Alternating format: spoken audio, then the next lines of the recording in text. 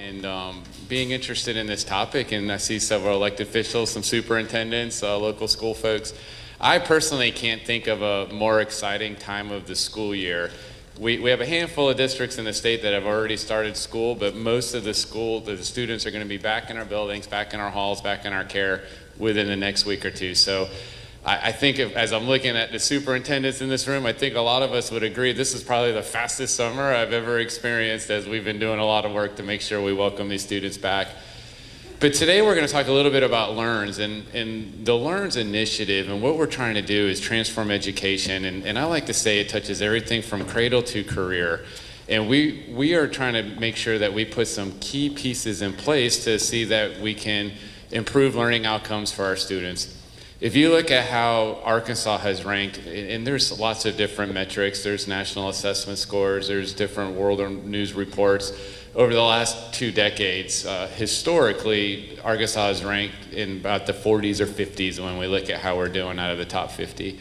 And I think we can all agree that we can do better for our students, we can do better as a state, and we want to make sure that we're putting in the right investments and supporting the right initiatives to make that happen. So we've been hitting the ground running, working with superintendents, school districts, to talk about how do we get these pieces in place, how do we get systems aligned, and how do we make sure that we recruit, retain, and recognize the best teachers in the state, support our school districts, support our elected officials, and make sure that the conditions are set for students to be successful. So we're going to talk about how LEARNS does that, and we're going to look at the fact that we know that one size approach or one path meeting all the needs of all students isn't really the reality.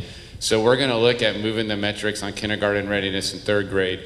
We know that every student is on a path to post-secondary attainment. How can we bring more career technical education opportunities into our schools and into our district? So I'm excited to engage in some of this conversation today. It'll be an interactive conversation and kick today off as I've been going around working with leaders around the state and sharing the vision and how we're going to work together to improve student outcomes. And then we'll come back and report to the governor of how it went. I said it's really helpful. People are really interested. They want to do what's right for students. And the more we can get out and talk about how to improve teaching and learning, the better outcomes we're going to see. So that kind of spirited the town hall initiative, where we're just going to come into the communities and start talking about what we're hearing, what we're seeing, how can we do things better, how can we clear up maybe some misunderstandings, and that's why we're here today. So without further ado, I'd like for you to all join me in welcoming the 47th governor of the great state of Arkansas, Sarah Huckabee Sanders.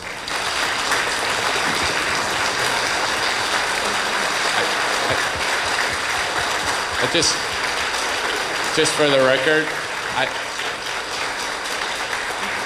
said, just for the record, I didn't get a standing ovation, so congratulations. I paid them to stay seated for you so it would look better when I came in. Thank y'all so much for being here. I know how difficult it is to take any time away from your day, but especially right in the middle of the workday. And so we really appreciate your willingness to be here and to engage in a back and forth discussion. There have been a lot of things said, talked about, written about when it comes to Arkansas LEARNS, and wanted to have the opportunity to come directly, answer questions that you may have, but also talk about some of the great things that we know LEARNS will do specifically for this area of the state. Really excited to have several members of our state legislature that are here today: Senator Caldwell, Representative Hollowell, Senator Murdoch, and Representative McElroy, who represent large parts of the Delta and have been great partners most of the time. Every once in a while we all are on different things, but we have a great working relationship with members of our state legislature, and most importantly, we have a great real deal of respect for one another, and there has been wonderful exchange of ideas. In fact, some of the things that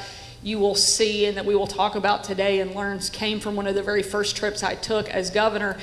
See, Coach McGee, that's the only way I know him from our days at Central High together. But I came here, and Jacob, I think it was your very first week on the job. One of the very first stops I did was in this area where we gathered superintendents, principals, toured through schools, and met and talked about education and how it was the most important thing that we could focus on as a state. And we took some of the things from that discussion and included them into the final piece of legislation. And that's exactly why it's exciting to be back here now that it has passed and get to talk about what we know is going to transform from the amazing things included in Arkansas Learns. Is it a perfect piece of legislation? No, but it is an unbelievably strong starting point for our state. At the end of the day, I'm tired of Arkansas being at the bottom. I'm tired of Arkansas being 47th and 48th and 49th, and in some cases 50th in all the places that I want us to be first and second. And frankly, all the places I know we're capable of being first and second. And the best place that we can start to move those numbers up is with education. That's why we've spent the last 7 months working so tirelessly on promoting, passing, and now implementing Arkansas Learns. This isn't just something that we think will tinker with the system, because frankly, tinkering with the system that we have right now is not going to bring about the transformational change that I know is needed to really see our students go to the next level. But this is a total overhaul, because that's what we had to see. I think everybody in this room, you're here because you want something different. You want something better for our students than the failed status quo that we have been giving them for too long. Does that mean that we don't have amazing people involved in Arkansas education? Absolutely not. Some of the best, some of the brightest, some of the smartest educators anywhere in the country are right here in Arkansas. It's why one of the most critical, important parts of Arkansas Learns was rewarding our great teachers. We know that a student is going to do better when they have a great teacher. So retaining and recruiting our best and brightest from all over is so important. It's why we took that salary from $36,000 to $50,000. That is a monumental shift. That took Arkansas from being 48th in the country to top 5 overnight. And that is something that the state is on the hook to pay for. That's not something that ultimately then falls back on the district. That's something we have committed to fund in perpetuity, meaning every dollar that a district got before Arkansas Learns, they still get. Now they just get additional funding on top of that to cover the increase in teacher salaries. We also know one of the biggest, most important things that determines a student's long-term success is whether or not they can read. Having an intense focus on literacy programs across the state can transform a student.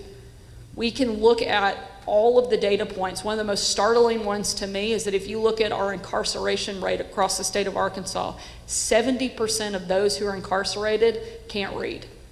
That tells us a lot. That means we aren't doing a very good job. And right now, Arkansas is failing to meet some of the most basic benchmark data points when it comes to literacy. And Arkansas Learns is a huge investment in that. It's one of the reasons I'm really proud of it. We're creating opportunity for every student to have a pathway to success. And we want to make sure that we help each person know about those opportunities, which is why we're here today. And we're thankful for your willingness to spend some time with us. Like I said, we want this to be a discussion and open it up to take questions. We will take as many questions as we can possibly get to. And again, want to thank you for being in the room. Want to thank you for being parents, for being educators, for being superintendents, business leaders, because it takes all of us working together, coming together to see the implementation of this be successful. So thank you for taking time to be here with us today, and we look forward to a great discussion back and forth. And with that, I think Becca on our team has the first question, then we'll open it up. If you have a question, just raise your hand after this. But Becca, if you want to kick us off. Nicole Baker has the first question. Nicole Baker. Oh, right over here. Right here. I wanted to know, I'm Nicole Baker, I'm Nicole Baker, CEO of the Boys and Girls Club of Phillips County here, and we want to support the school districts and the schools and the students with their learning, and especially the literacy piece, where the kids are there an additional 4 hours after school. So I was wanting to know if there was some additional funding or some sources that we can use at the Boys and Girls Clubs to assist those students. Absolutely. There are two pieces that I think are pretty critical that would tie directly into that. First, is the state is funding $500 tutoring grants that could be used specifically at a place like the Boys and Girls Club. If you had a tutoring program specifically focused on literacy, I'll let Jacob give a little bit more detail on how that works. but that's a very direct funding resource where you could engage and help students right here in your community that is fully funded by the state of Arkansas. That's not taking money from any other program. That's new money allocated specifically for up to $500 in tutoring grants per student. In high needs area, which a lot of the counties and districts in this area would certainly qualify. The second place is one of the things that some people were pretty negative about, frankly, that I think is one of the best parts of Arkansas Learns, and that is the community service requirement for a student to graduate. There are certainly some waivers that can be instituted for individuals that may not be able to meet that, but getting students in high school to engage in their community, one, it brings people into a facility like yours. It helps you create a new volunteer base. It also helps people see and get to know people like yourself that can be mentors, people who have built their own success story that they may not see any other place. And they'll get to see it right there in their own backyard. And it helps create a collaborative approach, building those relationships. So not only do they have a mentor, they're giving back. In many cases, they get to point back to something and say, I helped do this. Whether they came and helped, volunteer coach one of the smaller kids' basketball programs. I grew up playing basketball. We talked about this earlier at the Boys and Girls Club in Texarkana. I wasn't that good because they let everybody be on the team, and my mom was the coach, which certainly helped me get on. I only let her coach 1 year, and then I never wanted to play for her again because she made us run so much. But it allows those students to engage, and they can point back to something where they say, I helped coach this team. I did that. It gives them a point of pride and a way for their community not only to invest in them, but them to invest in their community as well. And I think there's a great ability to partner, and I would love to see you work with some of the local high schools to help a lot of those students meet that community service requirement, because I think not only will it benefit the Boys and Girls Club at the end of the day, which I know is why you guys exist, it will 100% benefit those students. Jacob? And if I was to add to that, one, thank you for the service you provide to the students and families. It's an initiative and it's an opportunity that every community has. So anytime we can meet with external partners that work directly hand in hand with schools and school districts, that's a win for the entire community. And to even be an external partner that's really concerned about literacy, because the reality is when you look at where our students are, and we talked, Governor Sanders talks about that third grade benchmark. Are students ready to continue reading to learn from fourth grade and on? That's pivotal in those foundational years, because explicit systematic instruction based on phonics and phonemic awareness tends to get further away. So we have that benchmark when we look at readiness rates. And we talk about 35% of the third graders were meeting that readiness rates. Well, our new data that just came out from this last fall shows that went down 2.8%. So there is a direct need, and there's a direct correlation to students meeting readiness rates and being successful by at least graduating from high school, and that's a benchmark that we want to see. So we talked about when we identify those students, we're getting ready to roll out, and it should be by the 1st of October, how parents can access additional dollars to support tutoring for K1, 2, and 3 students. But then on top of that, we're getting ready to do a partnership by October 1st with all of our school districts based on high impact tutoring. So part of the LEARNS initiatives allocated almost $20 million to directly go to high impact tutoring, because we know there's gaps in students learning that they need additional support beyond the school day. So we'd love to talk to folks like you and the Boys and Girls Club on how we can reinforce what's happening during the school day and after school programs as well. If you have a question, be sure just to raise your hand, and either Levi or Becca can bring a microphone over to you. I think we have one other question that was submitted ahead of time online. Levi, if you want to go to that, and then just raise your hand up high and we'll come to you next. Yes, Miss Linda Toulis. Miss Linda Toulis. Oh, here. Okay. I'm the superintendent at McGee School District, and I think you've already answered part of my question, and that was, will we be responsible for the extra money for the 50,000, the 2,000 in years to come? And you said that no, we would not, that you would give us that into the future. But the second part of that is that we have such wonderful veteran teachers who only got the $2,000 because we don't have the extra income or revenue to give them more. And those are the mentors for these young ones that you gave the $50,000 to, and they deserve more. So my question is, in the future, are you looking to give us more? Let me start with the first piece on the initial pay increase going from the 36 base salary to the 50,000. Far and away, this is one of the things that we've seen. The data suggest how important it is not only to retain a lot of our teachers, but to recruit new teachers into the field was to increase that salary. But not only for our team, but also the legislators that we worked with to craft this legislation, it was incredibly important that we reward those people who had already been in the classroom, who may have already been making above $50,000. So we wanted every single teacher in the state to get something.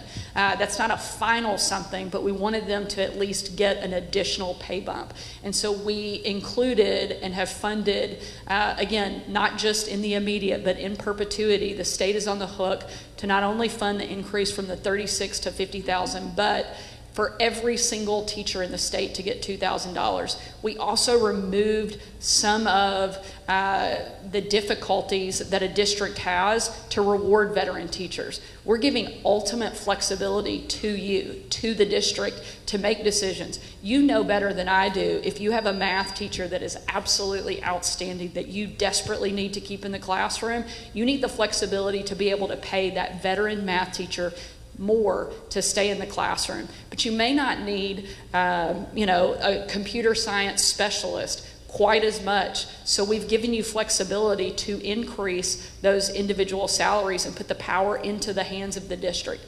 Every single dollar we were giving before, we're still giving. Now we're just giving substantially more funding on top of that for pay raises for every single teacher in perpetuity. In addition to that, we've also included some other incentives, up to $10,000 for teachers that are willing to go into high need areas, high impact subject matters, as well as merit increases based on both growth and achievement. Because it's not fair to simply look at the growth. You have to look at the starting place of where those students may have shown up to that classroom in. And so there are a lot of incentives that I think would directly apply to a district like yours that teachers can go after. One of the other things that we did to incentivize some of those teachers that have maybe been in the classroom for a while, or newer teachers as well, is to pay back the student loans from the state. And so people, again, that are willing to go into those high demand, high subject areas, we're willing to take on, and the state will cover the cost of their student loans and help make those payments. And so there are a lot of different things that incentivize teachers, but ultimately when it comes to rewarding veteran teachers, the pay scale is now at the hands of the district. The state already, one of the things people don't know is that the state already gives about $75,000, give or take a little bit, to every district for the salaries of teachers. We've given that flexibility now for you to be able to move that up and down so that you can keep those best and brightest teachers in the classroom. But if there's somebody maybe that's been there a long time and you're ready to help bring in fresh blood, now you have the ability to do that as well. And ultimately the flexibility and the decision-making power is at the hands of the districts, because you know what your community needs a lot better than we do at the state a couple hours away. And if I was to add to that, I would say you're right. As a former teacher, as a former principal, as a former superintendent, the lifeblood of a school district is those veteran teachers who know their families. They take in new teachers. I remember my first year being a teacher, being assigned a mentor, and without that mentor, I would have struggled greatly, because you're learning a lot very quickly, and they're there to model and encourage. And we want to always be clear, we extremely value and want to celebrate and elevate the impact that our veteran teachers have. The salary schedule, as Governor Sanders kind of explained, with the foundation funding that districts historically receive, is kind of one pot of money. The pot of money to raise the salaries and make sure that everybody gets $2,000 is a separate pot of money, so that we're able to protect this and you're able to have that flexibility to build a salary schedule that meets your needs. But there wasn't a single step on the old salary schedule that was at least $2,000. So everybody got a bigger step than they would have received if we had stayed on the historical one. So I always want to say to the governor, thank you, and on behalf of teachers, thank you, and to the legislature, because that's a big deal. Does it end there? No. So we had to start from somewhere. And the reality, especially in a region like this one, I want to say there's about 6 school districts in this region where not one teacher made $50,000. So we have truly invested in elevating and helping school districts here be able to recruit. They were losing teachers in neighboring districts just because they couldn't compete. So as we go and work with the legislature in upcoming budget cycles and upcoming sessions, do we want to ask for more dollars to recognize, to give you flexibility to prioritize your needs? 1,000%. I mean, I'm always going to advocate for more money towards education. And then additionally, as we've been listening and hearing too, is supporting the classified staff as well. We know it takes everybody in a school district to make it work, and everybody working together. So I know the governor recognizes that and appreciates that and knows it's a big deal. Yeah, in fact, if I could just piggyback on that, we included close to $20 million in additional funding from the state specifically for classified staff so that those hourly wages could also be increased. Because as Jacob likes to say, it takes the entire educational community. It's not only the teachers that interact, but the cafeteria workers, the bus drivers, and a lot of the other staff that come alongside them. And so putting and elevating those roles as well was something that was really important in this legislation, so that everybody who has a part to play, we are increasing the salaries because we know the value that that brings. One of the other things, if I could, just to not to harp on this topic for too long, but I know it's a big top of mind for a lot of people. One of the things that we heard from that initial meeting that I mentioned in my opening remarks was being able to have homegrown talent right here in the Delta. So often, one of the things that we heard is that they would have a teacher who was a great teacher who started here and did a year and then realized, you know what, I can go make a lot more money at a district an hour away. And because they were only paying $38,000, $39,000, it was very easy to find another job teaching almost anywhere else in the state. But now, because that base level salary is at $50,000, it's going to help keep and retain a lot of the best teachers in the Delta right here so that you can continue to grow your own talent and keep them in the classroom, which is ultimately the goal, because those people are going to have a connection to the community and an investment unlike anybody else. And so that was a big part of the factor in increasing that base salary as well. And with that, we're happy to open up. I know there was a question somewhere here on the front row. Yeah. Successful here in town, Betty and Buford Armstrong. My father was raised very poorly. He was raised with very wonderful parents who were poor. They instilled in him the love of reading and writing, and they made sure he went to school. He was a president of his class. My mother was a vice president. She opened a nursing school here, and my father spent 25 years in the Navy and opened a restaurant here that was 25 years successful. His love for reading is his claim for fame. So to instill in our children here, which are our future, the love of reading, maybe with the extracurricular stuff, we should include children reading and to read out loud, to read to other children, and maybe the bigger kids reading, to instill the love of reading.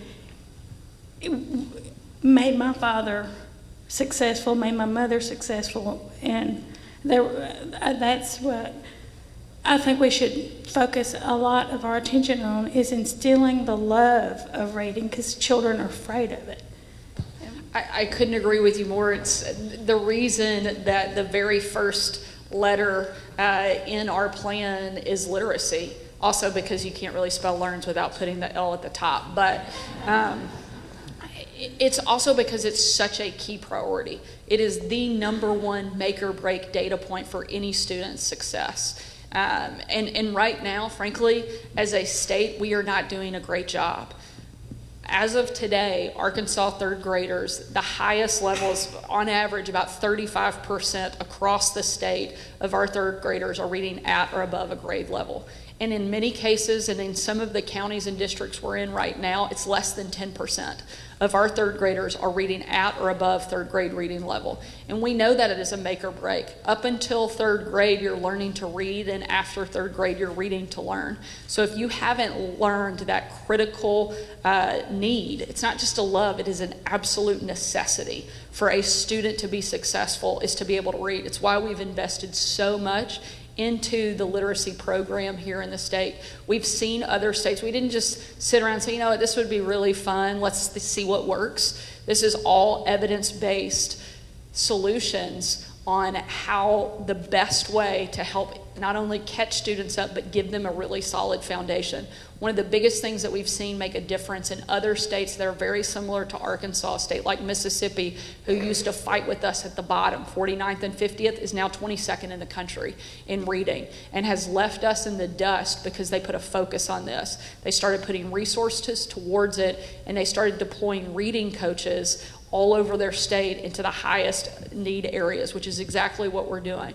We've already hired 75 reading coaches since the passage of LEARNS that will go directly into districts, because a teacher probably has 25, maybe more, but probably on average about 25 students in their classroom. And if they have 5 or 6 that are falling really far behind, they have to stop and move everything down to catch up those 5 or 6, which hurts the ones at the top, loses the ones in the middle, and a lot of times those 5 or 6 are still not getting the full attention they need to really bring them up. So these literacy coaches will come into the districts, come into the classroom, so that that teacher can focus on the other 19 students, while the reading coach can help catch those students up, so everybody gets to be successful at the end of the day. Because we know investing in literacy is investing in our state's long-term future. So I couldn't agree with you more, and we're going to continue to look for ways that we make the numbers right now are pretty dismal. To me, they're completely unacceptable, and we're going to change that, and we're going to do that through the LEARNS program.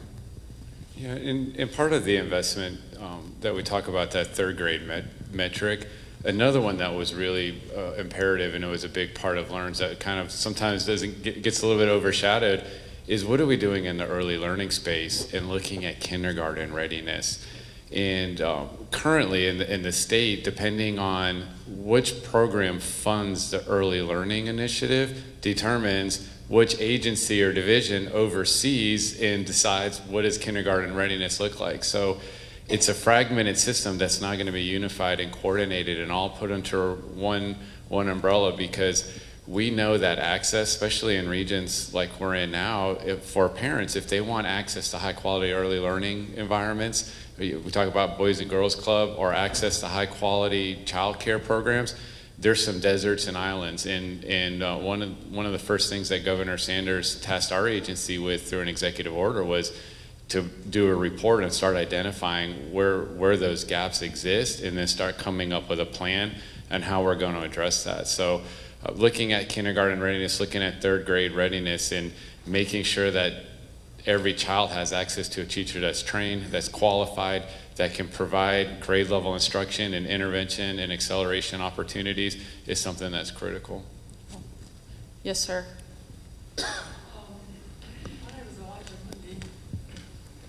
And I'm with the radio station here, FM 94.5, and we talk a lot about education through the years, and it seems like we're dealing with a lot of symptoms, but the most powerful and most valuable part of education is parenting and what goes on in the home. Through the years, as we did broadcast programs about education, it is tough on the teachers. The teachers got to deal with what comes out of the home, and it makes it a lot tough on them. And so one question I want to ask is that what has been done to educate parents in terms of the value and the importance of education, and they have to help so that the teacher's job won't be as tough. Also, a number of years ago, I have 9 kids and I homeschool all of my kids. We went to the state legislature to speak to the education committee to try to get them to change the sports curriculum. in terms of allowing, like they did with Tim Tebow down in Florida, where homeschool kids can participate in the sports. And when I got into the committee, I was shocked at the rivalry and the fighting between charter schools and the public schools. As a matter of fact, the people that were with me, I said, man, if you got a war going on between these two entities, we homeschoolers don't have a chance. So what I'm wondering is that is not healthy when you have all the entities fighting for money. That is a problem. And what is the status of all of that? And what can we do to stop that? Education has to be important to everybody. I completely agree. First of all, God bless you for homeschooling 9 kids. I have 3. I have a daughter who's 11 and 2 boys who are 9 and 8.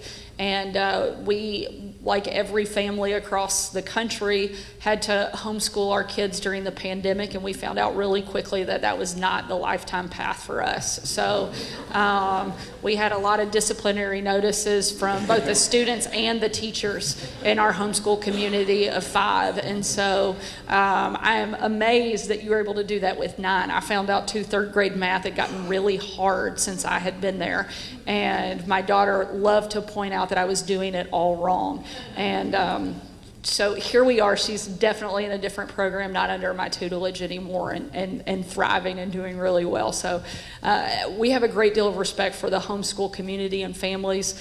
Quick update, the Tim Tebow law did pass here in Arkansas. And so now homeschool students can participate in sports in both charter and public school opportunities. And so that is an option. But one of the big things, at the end of the day, government cannot fix what's going on in every home. We can certainly make the environment at the schools they attend better, and there is no question that we are asking teachers to take on an enormous amount. Used to, their job was simply teaching reading and writing. Now they have to be psychologists, they have to be behavioral specialists, they have to be counselors, friends, coaches. About 100 other things are being put on the shoulders of teachers because kids are showing up with a whole lot of things that are not just academic. And so that's one of the reasons, frankly, that we did put such a priority on raising their salaries. We want them to understand the value that we think that they have. But we can't expect a teacher to fix every problem, the same way we can't expect government to fix every problem. We can't go into every home, and frankly, I don't think anybody wants us to. The last thing we need is government intrusion into private homes. But what we can do is create a better environment and a lot more opportunity and choice for parents, and create more pathways for individual students to be successful. That's one of the very foundations of what Arkansas Learns does. And that doesn't just mean choice to a private school. One of the big things, and I hate to keep harping back on that first meeting that you were a part of right here, was having the ability to have choice between even public schools and charter schools in the region. So if one school has an amazing vocational program through welding or something, a student could go to another district and take part in that program. That's one of the things included in Learns. It opens up more flexibility, more options. Also through charter schools, this is another opportunity for more students to have a different pathway. If they're not getting what they need at the school that they're assigned to, we want to open that up and help students. Also, homeschool families can participate in the education freedom accounts and get funding for things like curriculum, textbooks, specific school supplies. So we're trying to create as many options for each student to have a pathway to success, so that if they're not having their needs met, they're not pinned down in a broken system, and creating that greater opportunity. It's not perfect, but it's definitely a step in the right direction. And I think to add to that is and part of the Learns initiative is really empowering parents and making sure that parents know that there's options for them, and those options are going to be high quality options. And I always like to say, parents have a lot going on in their lives. The schools can't do it all alone. In fact, I recently was reading a report on educational improvement, and data statistic in there that said between the ages of 6 and 18, 90% of a child's life is spent outside of school, right? So what are those community opportunities? What is the faith-based opportunities to get students connected to civic programs? Why we want them to volunteer and be engaged? Because anytime someone's engaged in a structured environment, they're learning. I truly believe that parents believe in the schools. They believe they're. That's one of his 9 kids calling.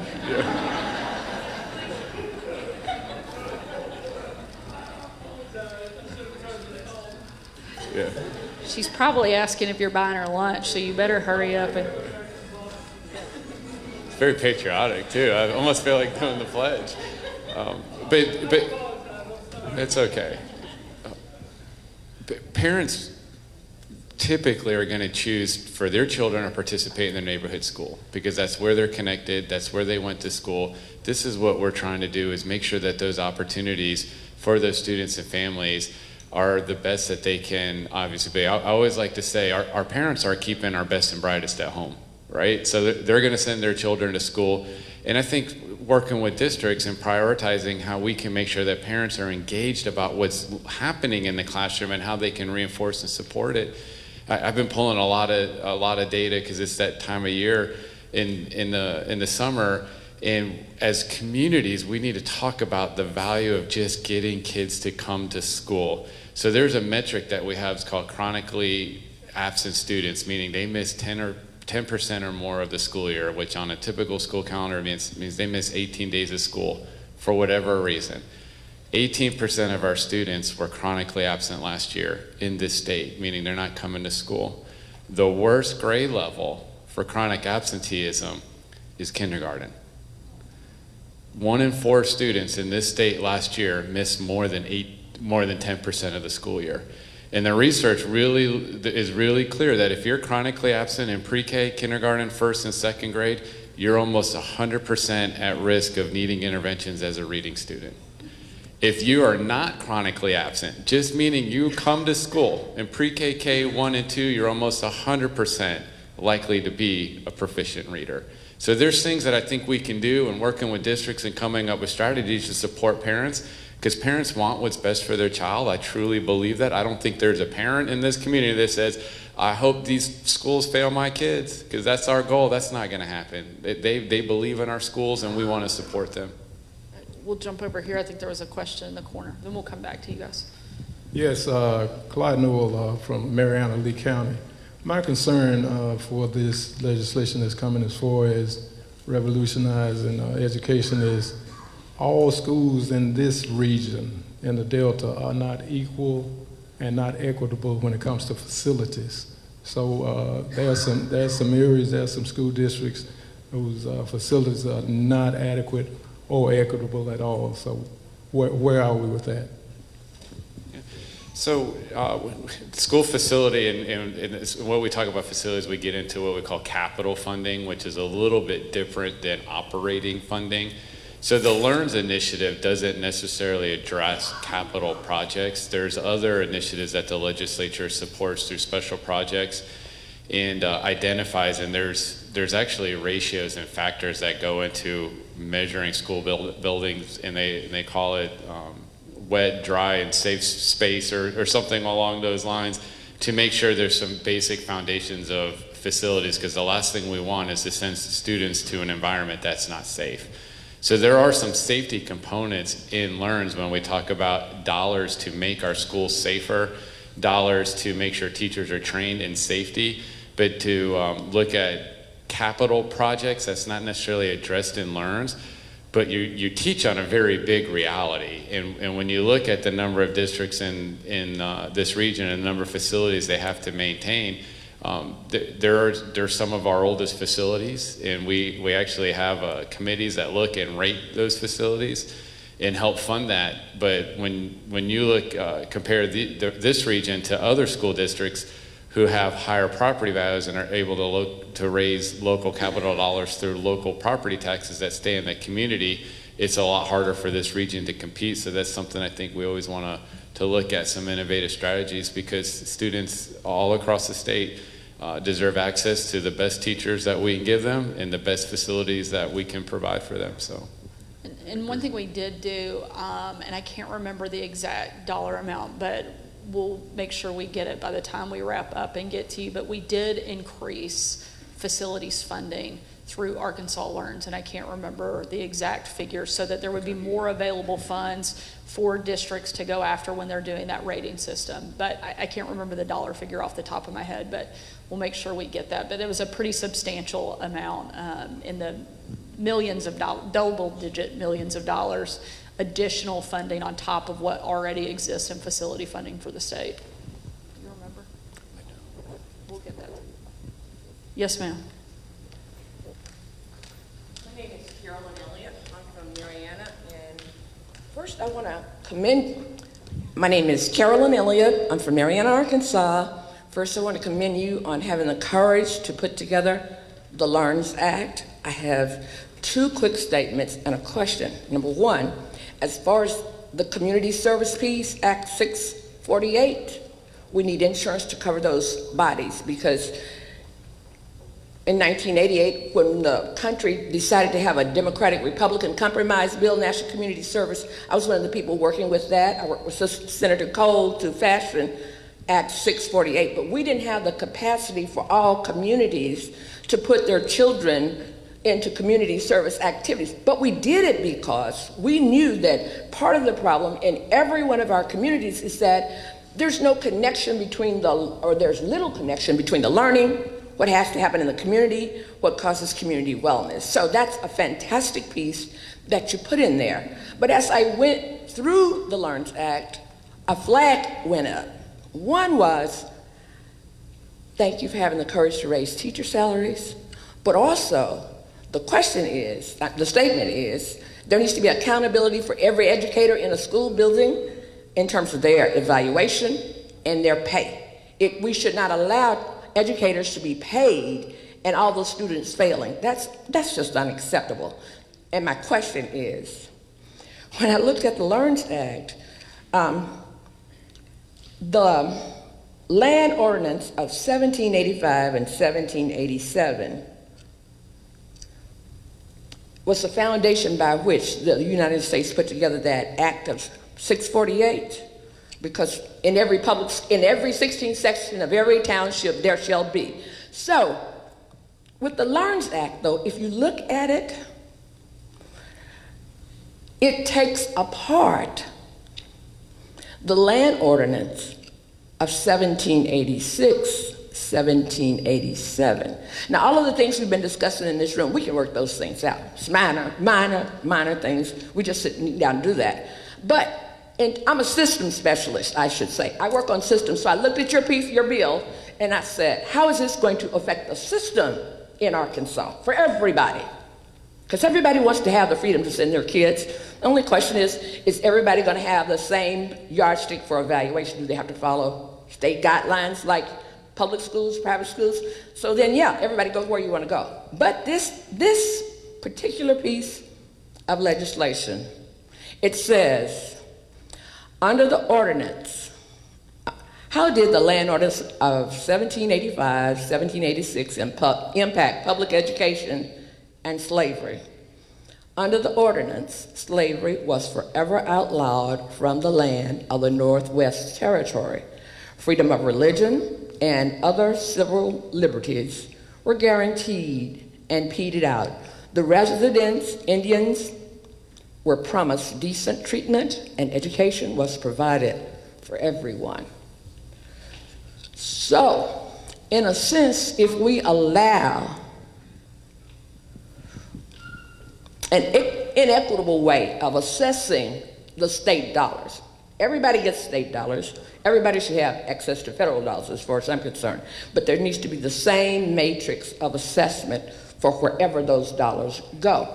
Otherwise, we are in direct conflict with the Land Commission Ordinance of 1785. Well, that's a lot to break down, but I'm going to do my best, and then I'm going to make Jacob do all the parts I miss. That's the beauty of being at the top of the billing ticket, so I can make him go second. One of the most important pieces that I think that you said in your statement, as well as part of your question, was what does this do to the system? And I think the quick answer is I hope it breaks it into pieces, because the system that we have is failing our students. It is not working. There is literally not a single piece of data, especially when you look at the districts here in the Delta, where the system is exceeding where it should be, exceeding expectations. And frankly, our kids deserve to be in a system that exceeds expectations, not just hits a basic benchmark line, but goes well beyond it. And so my hope is that this breaks the system into pieces and that we're able to give every single student in the state of Arkansas access to a quality education. Now, I know that is like pie in the sky thinking, but I think it's doable because we're seeing it happen in other places. If we're willing to take on the challenge, if we're willing to be uncomfortable for a little while and we're willing to challenge the status quo, we can break the system and build one that we know works for our state and for our students. And that's what I'm hopeful that this does. I'm not sure about the specific land ordinances, and that's something I would have to look into, but what I do know is what we're doing is broken. And what we are doing now is putting our kids in a place where they have an opportunity to see success, where they have an opportunity to get a quality education that they deserve. And that is the ultimate goal. And I think that this helps get us one step closer to doing that is through this legislation.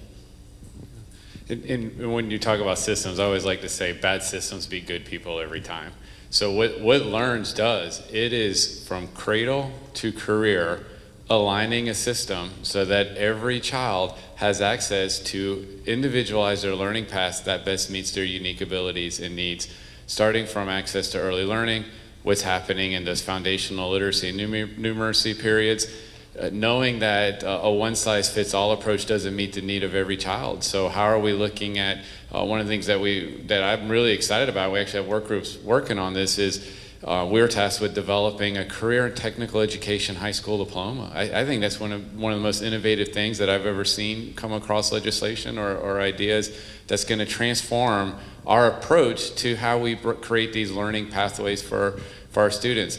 But we also got a whole school districts accountable for learning, accountable for dollars, and accountable for making sure that we can report to the community on how they're doing. And part of this reset in the systems, even from a classroom perspective, is we're supporting teachers with new standards that are clear and concise. We're giving them training and instructional materials that are aligned. We're building out a new assessment system so that we can measure what we expect students to know and learn. And this system is all going to support and reinforce the fact that we can meet the needs of our students when we are able to better be informed about the education that they need. The point maybe I was clear about is that this is a Learns Act, but in Arkansas, when I was at the state, 86% of our income was going to public education. In our state, taxes, land, and education are virtually inseparable in a way. You know, there's so much interconnectivity there. So once you start, it's like pulling a string on a dress. Yes, you're brilliant in terms of this is going to break it apart. It is going to break it apart. All I want us to be conscious of is what do we plan to do to put it back together when it comes apart, because it is going to do that. It's time for us to change. We need to do that. We have enough sense to do it. Let's just do it, but be aware that it is going to tear everything apart. Two things. One, I heard you say I was brilliant, and I just want to make sure the rest of the room heard you say that too. So I just wanted to reiterate that. And two, I think that's what Learns is. It's the plan to put it back together. So I don't disagree, but I think this is our blueprint for putting it back together and moving the state forward. Yes, sir. Andrew Bagley, how in the world? And since my radio colleague dipped his toe in the water on the issue of choice, I'll just do the cannonball off of the high dive. We have 2 level 5 districts in Phillips County. There's another one in Lee County. Choice it has been a much discussed piece of empowering parents. And since we have representatives in the room from at least one private school trying to decide what to do, and parents that are in these level 5 schools asking themselves the question, what are my options? The private schools are not currently on the list to accept EFAs in our area. So that limits the choice. And then the choices that are available have limited facility capacity. What would you say if you were trying to convince the private schools locally to apply to accept the EFAs, and what would you say to the parents in the meantime about what they should do?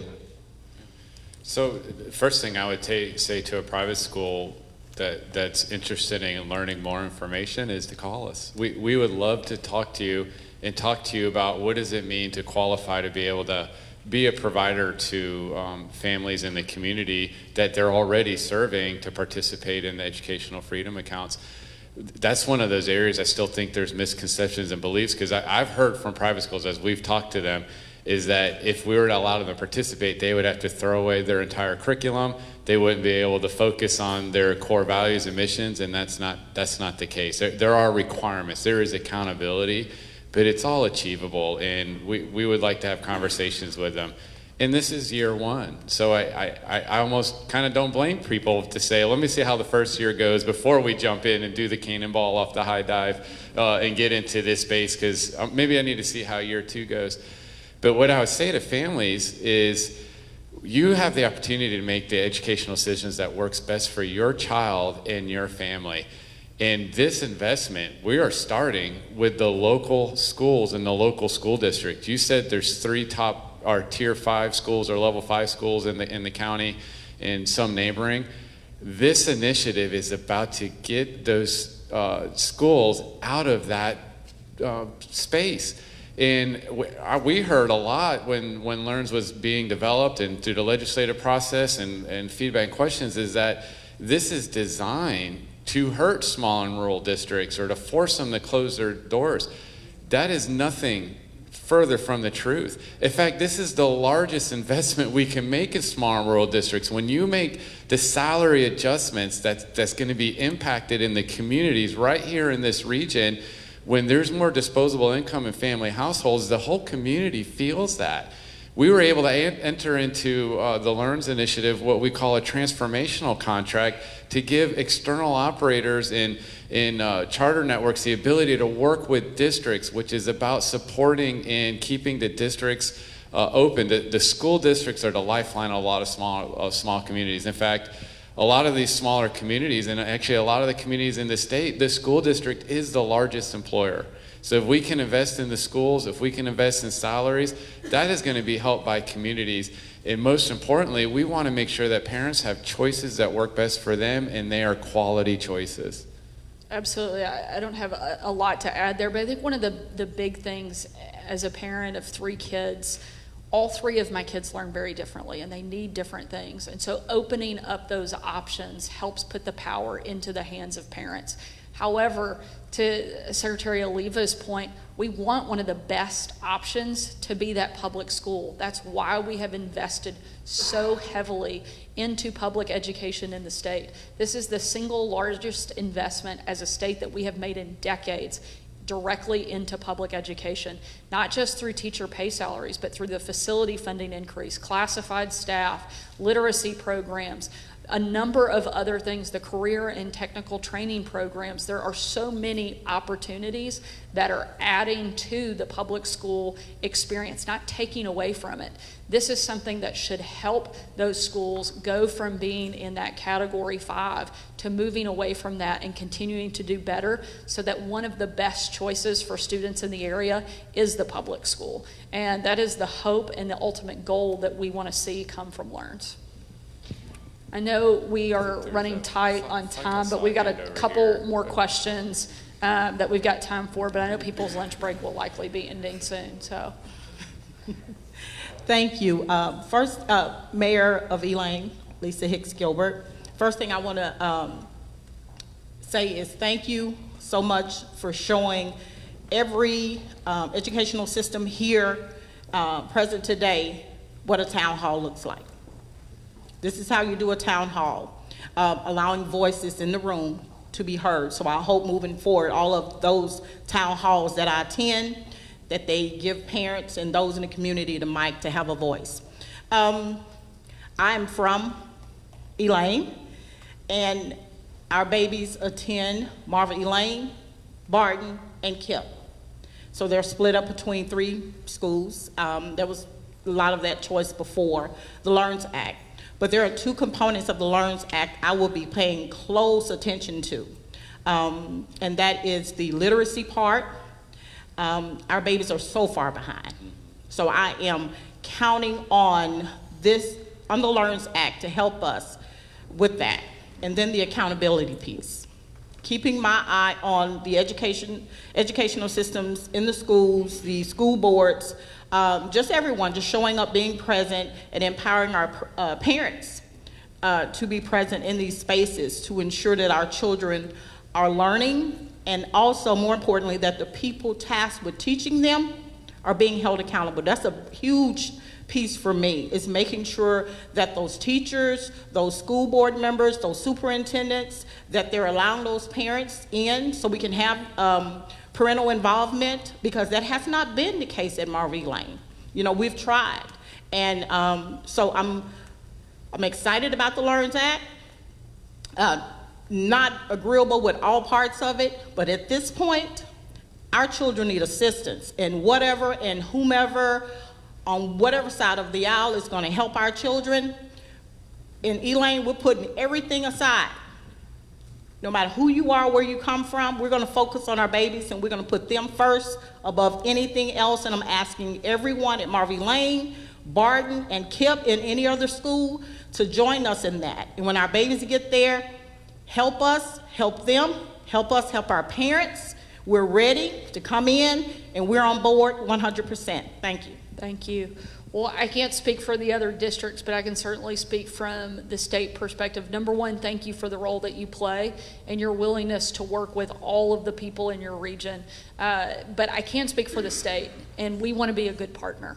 The reason we are here right now, the reason we have invested so heavily is because we know the importance of education, but that doesn't work if we don't have good partnership at the local level.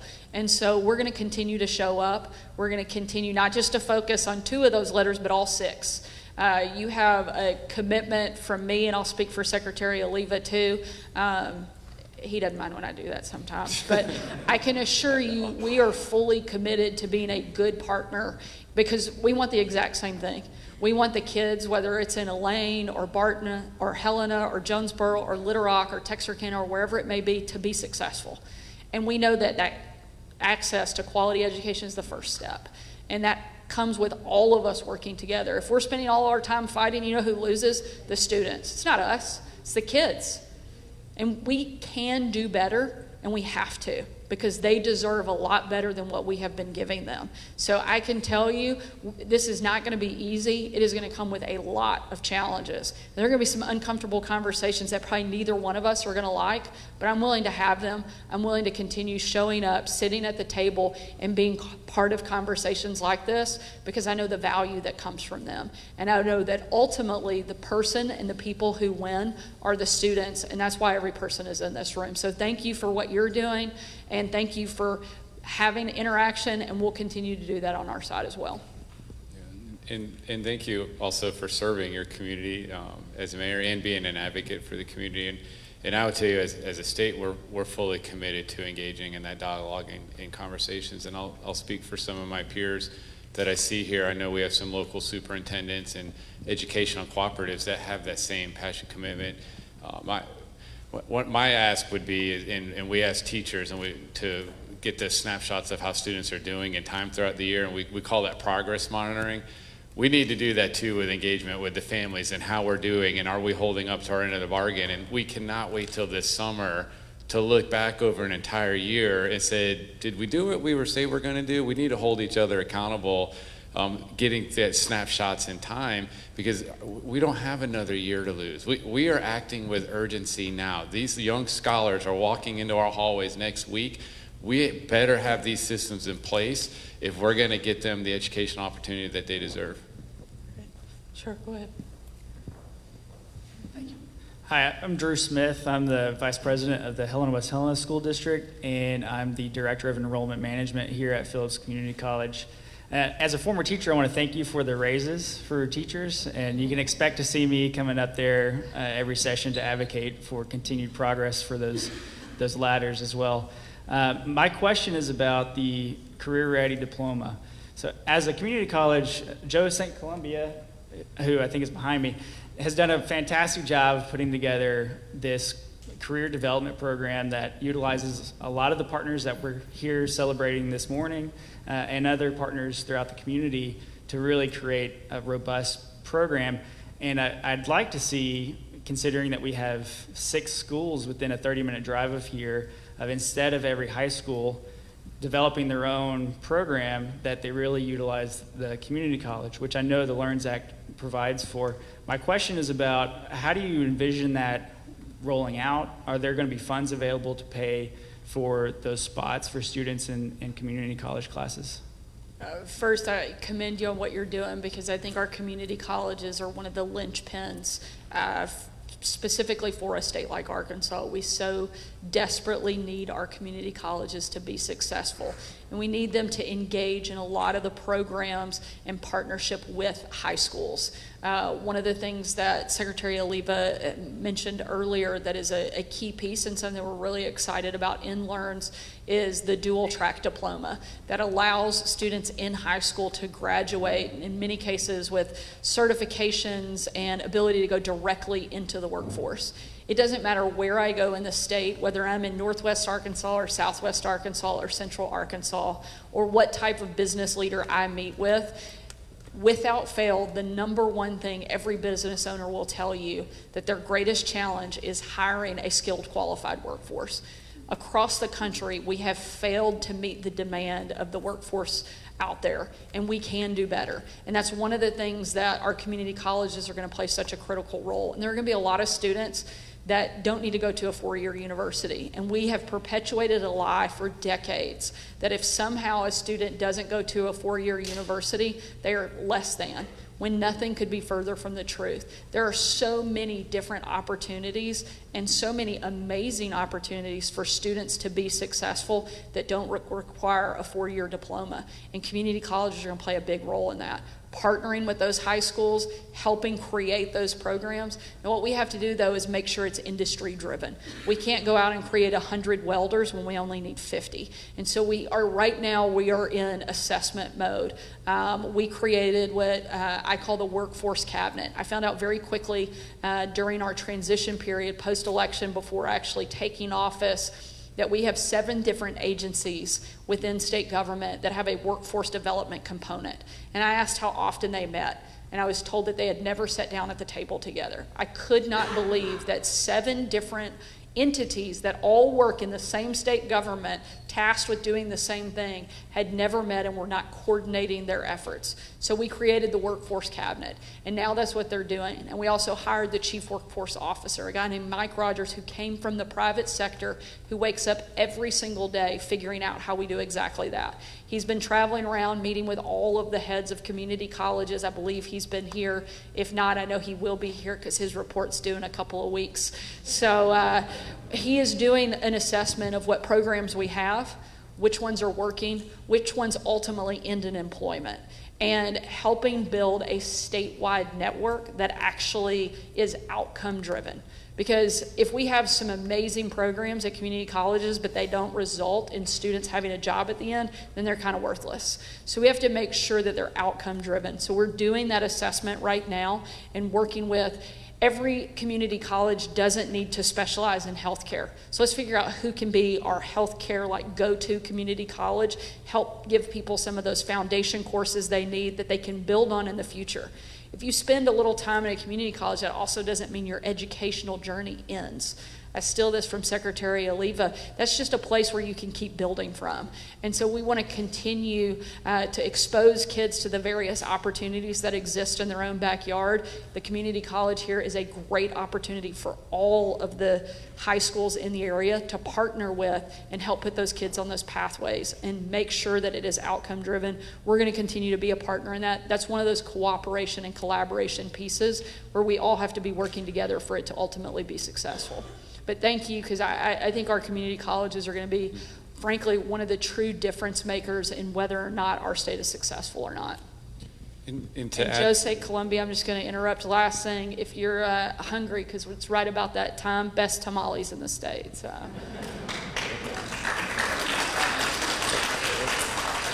And just to add to that, which is what the workforce cabinet's working on, with the task force that's looking at that career high school diploma as asking those same questions.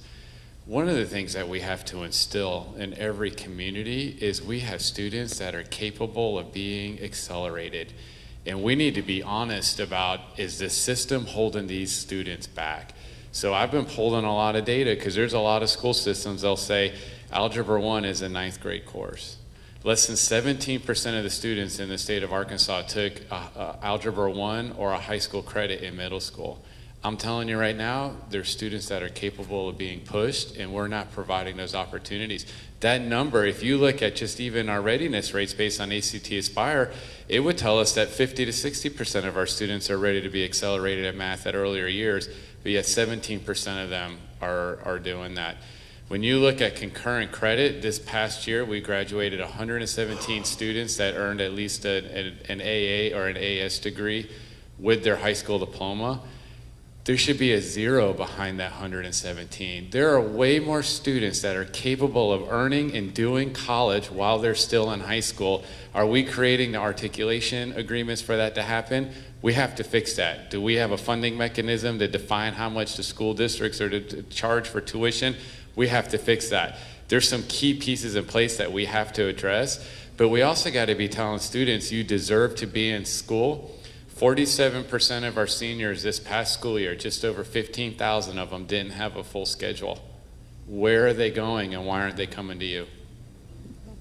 Well, again, we want to be certainly respectful of everybody's time. I want to say thank you so much for being willing to spend a big part of the middle of your workday here with us. We certainly appreciate it. I think it shows the level of commitment that this area has to education.